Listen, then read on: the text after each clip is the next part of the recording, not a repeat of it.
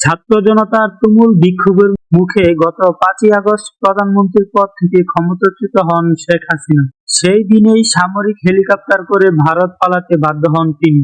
এরপর থেকে ভারতে অবস্থান করছেন সাবেক এই প্রধানমন্ত্রী। তবে ভারতের কোথায় অবস্থান করছেন শেখ হাসিনা এই সম্পর্কে এখনো পর্যন্ত নির্দিষ্ট কোনো তথ্য নেই।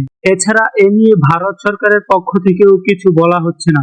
এমন পরিস্থিতিতে শেখ হাসিনার অবস্থান নিয়ে সংবাদ প্রকাশ করেছে ব্রিটিশ সংবাদ মাধ্যম ফিনান্সিয়াল টাইমস। সংবাদ মাধ্যমটির পক্ষ থেকে বলা হয়েছে, ভারতের রাজধানী দিল্লিতে মেয়ের সঙ্গে থাকছেন শেখ হাসিনা। তাকে তার দলবল নিয়ে দিল্লির অন্যতম অভিজাত পার্ক লোদি গার্ডেনেও ঘুরতে দেখা গেছে। এছাড়া খবরে দাবি করা হয়েছে, শেখ হাসিনা ভারতীয় সরকারের একটি সেফ হাউসে রয়েছেন। তিনি তার মেয়ে সাইমা ওয়াজেদের সঙ্গে থাকছেন। এদিকে বাংলাদেশের অন্তর্বর্তীকালীন সরকারের আইন ও বিচার সংসদ বিষয়ক উপদেষ্টা আসিফ নজরুল ফিনান্সিয়াল টাইমসকে বলেছেন, ভারতের সঙ্গে স্বাক্ষরিত প্রত্যর্পণ চুক্তি অনুযায়ী আমরা তাকে বাংলাদেশের কাছে প্রত্যর্পণের দাবি জানাতে পারি। আপাতত আমরা আশা করি ভারত তাকে বাংলাদেশে অস্থিতিশীলতা ঘটাতে দেবে না, কারণ তিনি মিথ্যা ও ভুল তথ্য ছড়িয়ে দেওয়ার চেষ্টা করছেন। নিত্য নতুন সকল আপডেট পাওয়ার জন্য আমাদের চ্যানেলটি সাবস্ক্রাইব করে পাশেই থাকুন। ধন্যবাদ।